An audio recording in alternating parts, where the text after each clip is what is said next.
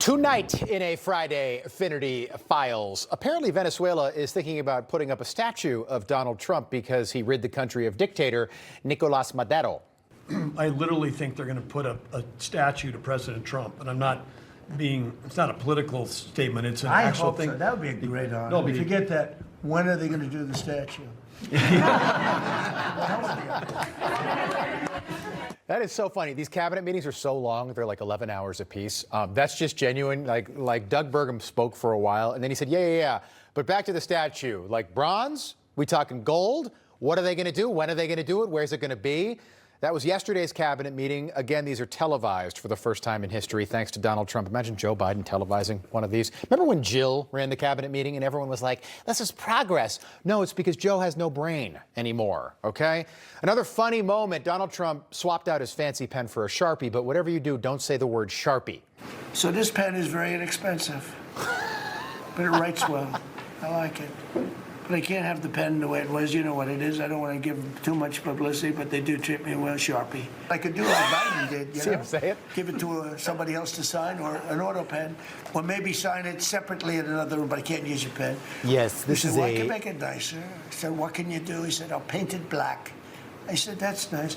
And I can even paint the White House on it, sir, if you like, in gold. Blue Bic pen that I use. It's Bic. We don't want to give them free advertising, but it's Bic. I've seen those pens that he has. And by the way, you know when you really want to write something and like have it last? You say Sharpie. That's how effective Sharpie is. Good for you, Sharpie. You did it. Sharpie. Good for them. Good for them. Next, Gavin Newsom says that he was a little bit nervous about talking to Barack Obama on the phone, but then he leaned on famous words from Michelle Obama. When they go low, we go high. I remember calling him very nervous when I was seeking his advice. It wasn't even approval or support. It was just advice. Last summer. Yeah, on Prop 50. Because, you know, when they go low, we go high. Our motto is, when they go low, we go high. I was expecting that, and he cut right. I didn't even get into the conversation. And he says, I just want to let you Think know. about Democrats this week, by the way. When they go low, we go high. Think about Democrats the last 42 days shutting down Homeland Security. And what's with all the hand movements when you talk? Why not just let the power of your brain say something and just let that stand on its own? You don't need all the hand power to emphasize a point on a syllable. A biological woman who identifies as a man with a beard, by the way, a beard, is now an attorney in Oklahoma, and here's what happens when you bring gender identity into the courtroom. Or maybe because I'm a transgender attorney practicing all over the state. I don't know what you You do, ma'am. It's not You do, mademoiselle. Get out of my face. You should leave this county. Get out of my Hey, face. vamoose from my district. Get out of my face. Attorney. Why? no. Because you're in direct. This is a lawyer, by the You way. shouted at me. Stop resisting. I'm not resisting. Okay. You are Put your hand resisting. behind your back. Stop resisting. You know exactly Ow. what's happening. Put your hand behind your I back. cannot breathe. Ow! I can't breathe. Okay, as you might have guessed, that lawyer, who's a woman, no longer works for that law firm anymore. But imagine if that was your court-appointed attorney in a, serious lawsuit, not a speeding ticket or a parking ticket, something that actually really mattered, and that was your lawyer, that person right there. A Minneapolis city councilor complaining about being black in America today and being a victim of racism. I wake up every day black. That's something that I have to deal with. It's not a choice. It's not an option. I don't get to take it off.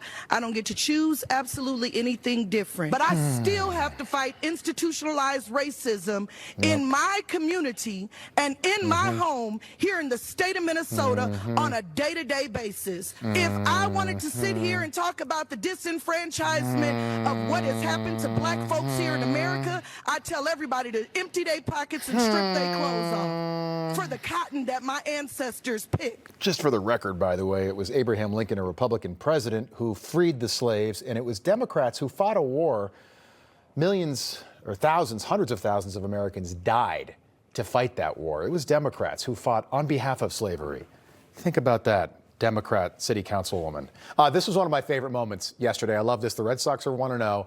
A 109-year-old World War II veteran throwing out the first pitch, Baltimore Orioles opening day.